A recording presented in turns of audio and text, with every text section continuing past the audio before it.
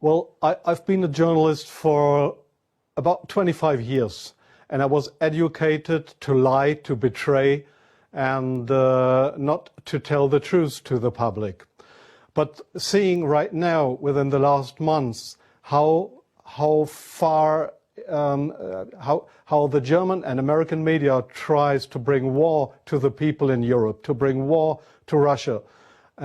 This is a point of no return, and I'm going to stand up and say it is not right what I have done in the past, to manipulate people, to make propaganda against Russia, and it is not right what my colleagues do and have done in the past, because they are bribed to betray the people, not only in Germany, all over Europe. The reason writing this book was that I am very fearful of a new war in Europe, and I don't like to have this situation again, because war is never coming from itself. There is always people behind it to push for war. And this is not only politicians, this is journalists too. And I just have written in the book how we have betrayed in the past our readers just to push for war, and because I don't want this anymore. I'm fed up with this propaganda. We live in a banana republic and not in a democratic country where we have press freedom, where we have human rights. If you see the German media, especially my colleagues who day by day write against the Russians, who are in transatlantic organizations and who are supported by the United States to do so, well, people like me, I became an honorary citizen of the state of Oklahoma in the United States. Just why? Just because I write pro-American. I wrote pro-American. I was supported by the Central Intelligence Agency, by the CIA. Why? Because I should be pro-American. I'm fed up with it. I don't want to do it anymore. And so I've just written a book not to earn money. No, it will cause a lot of trouble for me, just to give the people in this country, in Germany, in Europe, and all over the world, just to give them a glimpse of a view what goes up behind the closed doors. Yes, there is many examples for that. If we go just back to history, if you go into the year 1988, if you go to your archives, you will find in March 1988 that there was in Iraq, in Iraq, the Kurdish people have been gassed with poisoned gas. That is known all over the world. But in July 1988, they sent me to a town called Zubaydat, that is on the Iraqi-Iranian border. There was war. It was war between the Iranians and the Iraqis, and I was sent there to photograph how the Iranians have been gassed with poisoned gas, with German poisoned gas. You call it Lost and Zarine, mustard gas, made by Germany. They have been gassed, and I was there to make photographs how these people have been killed by poisoned gas from Germany. When I came back to Germany, there was just one small photo in a newspaper, in the Frankfurter Allgemeine, and there was one small article not writing how impressive, brutally, how unhuman, how terrible it was to kill decades after the end of the Second World War, people with German poisoned gas. So this was a situation I feel misused for having been there and just to give a documentary what has been done, but not being allowed to cry out to the world what we have done behind closed doors. Up to today, it's not well known in the public that with German public gas, there have been hundreds or thousands of people gassed in this city of Zubaydat. Now, you ask, what have I done for intelligence agencies? So please see, most of the journalists you see in foreign countries, they claim to be journalists, and they might be journalists, European or American journalists, but many of them, like me in the past, are so-called non-official cover. That's what the Americans call that. I have been a non-official cover. Non-official cover means what? It means you too work for an intelligence agency. You help them if they want you to help them, but they will never, when you are locked, or when they find out that you are not only a journalist but a spy too, they will never say, "Oh, this was one of our guys." They will not know you. That means non-official cover. So I have helped them in several situations, and I feel ashamed for that too now. Like I feel ashamed that I have worked for a very recommended newspaper like the Frankfurter Allgemeine, because I was bribed by billionaires, I was bribed by the Americans not to report exactly the truth, but I just imagined in my car while I was driving to this interview, I just tried to work out in my brain what would have happened if I would have written a pro-Russian article in the Frankfurter Allgemeine. Well, I don't know what would have happened, but we were all educated to write pro-European, pro-American, but please, not pro-Russian.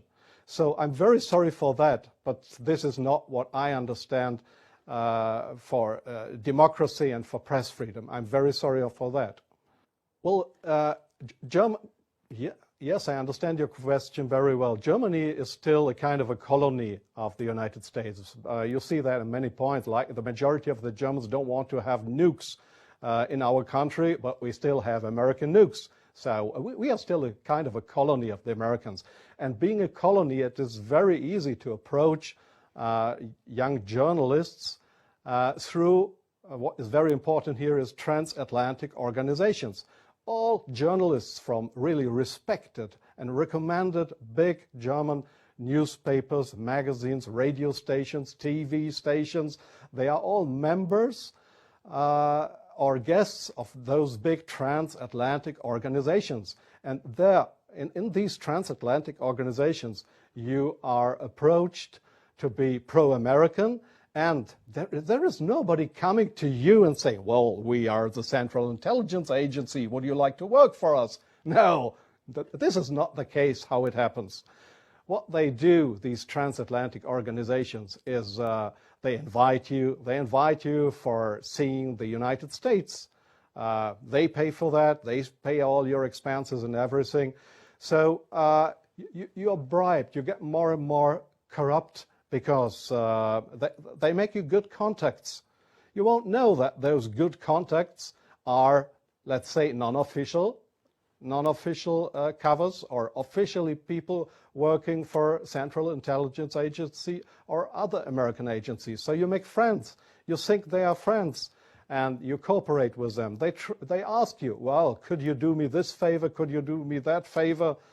And so your brain more and more is brainwashed through these guys. And your question was, is this only the case with German journalists? No, I think it is especially the case with British journalists, because they have a much closer relationship. It is especially the case with Israelis, of course, with French journalists for a part, not that big as with German or with British journalists. It is the case for Australian journalists, for journalists from New Zealand, from Taiwan, well, there is many countries in the Arab world, like Jordan, for example, like Oman, the Sultanate of Oman.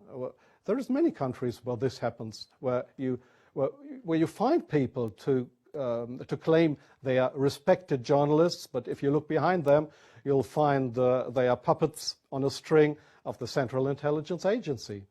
I'm sorry in interrupting you. I'll give you one example.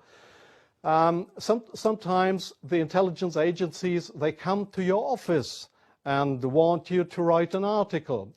I give you an example not from strange other journalists, from me myself. I've just forgotten the year. I just remember that the German Foreign Intelligence, Bundesnachrichtendienst, it is just a sister organization of the Central Intelligence Agency. It was founded by the American Intelligence Agency. So one day the BND, this German Foreign Intelligence Agency, came to my office at the Frankfurter Allgemeine in Frankfurt. And they wanted me to write an article about Libya and about Colonel Muammar Gaddafi. I had absolutely no secret informations regarding Colonel Muammar Gaddafi and Libya. But they gave me all these secret informations, and they just wanted me to write, to sign the article with my name. I did that, but it was an article that was published in the Frankfurter Allgemeine that originally came from the Bundesnachrichtendienst, from the German Foreign Intelligence Agency. So do you really think that this is journalism, intelligence agencies writing articles? Oh yes, that article, I have reprinted it partly in my book. That article was how Libya and Colonel Muammar Gaddafi, how he secretly tried to build a poison gas factory, I think in Rapta was the name, yeah. And I got all those informations. It was a story that was printed worldwide 2 days later. But I had no information on that. It was the intelligence agencies that wanted me to write this article. So, but this is not the way journalism should work, that intelligence agencies, that they decide what is printed and what not. If I say no, I give you an example from a very good example if you say no. Well, we have a rescue unit in Germany with helicopters for traffic accidents. It's called, they call themselves the Yellow Angels. There was one guy who didn't want to cooperate. He was a pilot of the helicopter service of the Yellow Angels in Germany. This guy said no to the Foreign Intelligence Service, Bundesnachrichtendienst, when they approached him and wanted him as a non-official cover to work for the German Foreign Intelligence Agency, under just to pretend to be somebody from the Yellow Angels. So what happened was that he lost his job, and the court in Germany, the judge decided that they were right, because such a guy could not be trusted. He was kicked off his job because he didn't cooperate with the Foreign Intelligence Service. So I knew what would happen if I would not cooperate with intelligence services. Well, I have had, let me say, 6 times my house was house searched because I was accused by the public prosecutor, the German public prosecutor. I was accused of leaking secrets of states. 6 times house searched. Well, they hoped that I wouldn't do that ever again. But I think it's worse that the truth will come out one day. The truth won't die. And I don't mind what will happen. I've had 3 heart attacks. I have no children. So if they want to bring me to court or to prison, so it's worse for the truth.